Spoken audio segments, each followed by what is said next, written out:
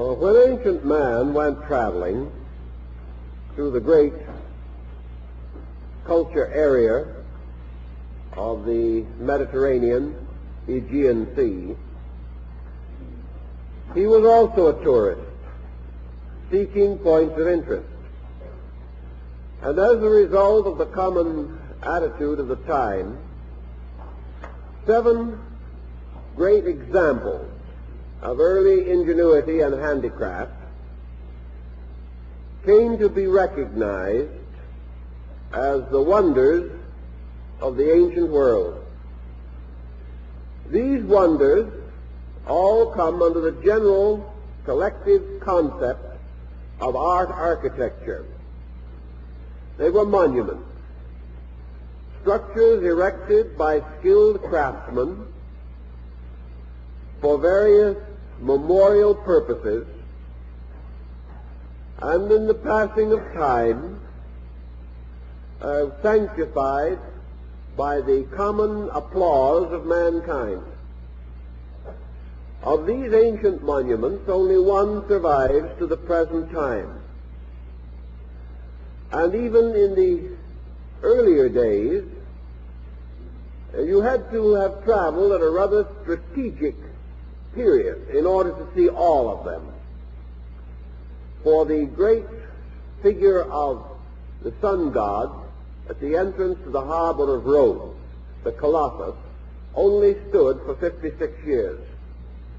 Therefore, there was only this brief period in which you could see all of these marvels.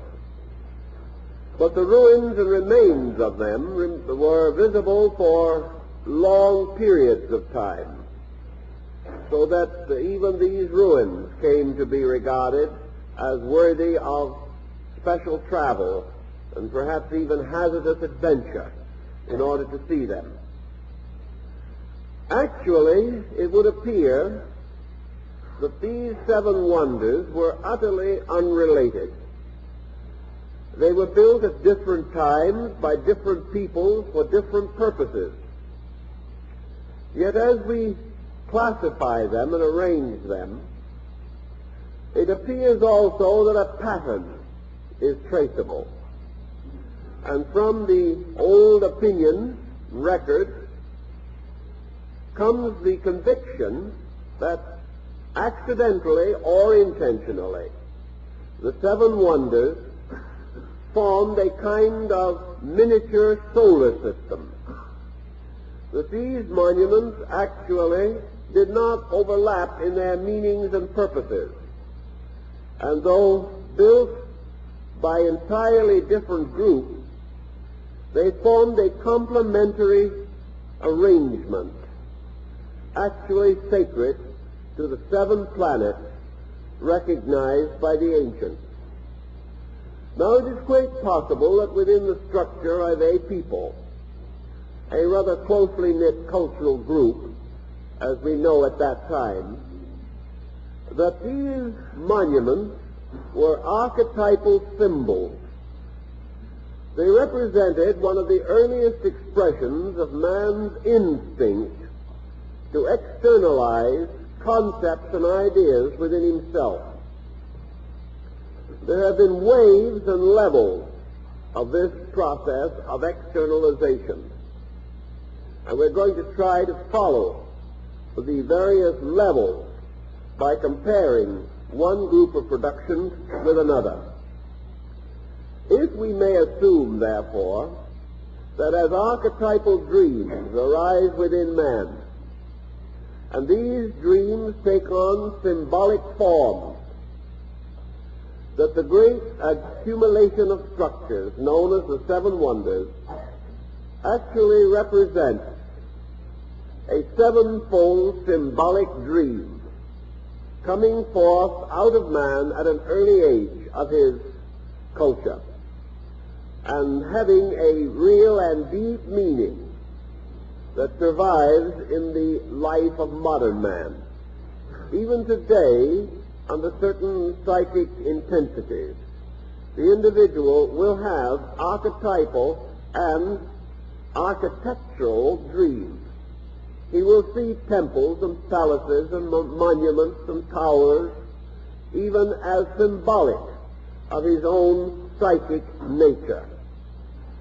And it is quite conceivable that the psychic or folk pressure of man at one time produced this tremendous monument-building intensity.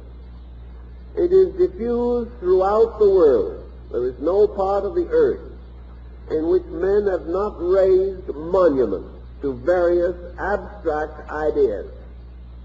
These monuments being actually their own symbolic vestments, which they have given to principles or beliefs or concepts which they regarded as important. Everywhere, therefore, we find the ruins and remains of ingenuity, of great structural intensity. We find them in Egypt, and we also recognize the great monolithic monuments of the Druidic period of Britain and Gaul. We find these monuments in China, in India, Persia, and all other foreign ancient peoples. There are traces of them, in fact, almost more than traces, in our North American culture. And in the Central American and Southern part of our hemisphere, there were magnificent architectural achievements, bearing witness to some kind of a forming pressure in man. Thus, architecture comes very close to archetypes, and nearly all archetypes as concepts within man have their architectural expression through the great basic arts and sciences which also arise within the individual. So I made a little list here of a number of parallels concerning these pressures in man, relating them to the original group of monuments and extending the pattern through the ages to represent man's moral and ethical growth. And perhaps we do have here some key or some clue to something of value. Now, of course, after we leave the ancient monuments, which are held in common esteem, we enter a controversial series of patterns. In preparing later septenaries, many different structures could be selected. It would not be necessary to select merely the ones which I have more or less chosen. On the other hand, whether we select differently or not, we are selecting from the same fields of human activity. We may choose one building as more significant than another, but the tremendous symbolic pressure behind the concept of monuments remains regardless of the particular choice. We may also advance different branches of learning, but if these be correctly advanced, they seem to form a basic pattern, indicating how man operates from within his own nature. And as the patterns continue on down to the most contemporary activities of man, it seems that they may have some definite value for us. Now, the original group of ancient monuments were unquestionably dedicated to various deities, or to the attributes of deities as represented in the heroic achievements of human beings. The first of the great monuments in its natural concept order would be the Colossus of Rhodes. This is the figure that stood at the entrance to the harbor of the city of Rhodes in ancient times, existing and standing for some 56 years, and afterwards, having fallen, remaining as a fallen wonder for several hundred years. This figure was 106 feet in height, composed of brass overlaid with gold. It was a symbol and form of the sun god, and one hand was raised holding up a torch which lighted the entrance to the harbor. That has been the old story that the feet of the image were placed on each side of the harbor on a pedestal, so that ships entered the harbor between the feet, This, however, is most unlikely. All the older records seem to imply that it merely stood at the entrance of the harbor. The only likenesses that may be regarded as authentic of many of these marvels will be found upon early coinage. And the coinage of Rhodes at the period of the Colossus show the head of the image surrounded by a nimbus of solar rays. That this deity or this sun god was a monument to the solar deity cannot be doubted.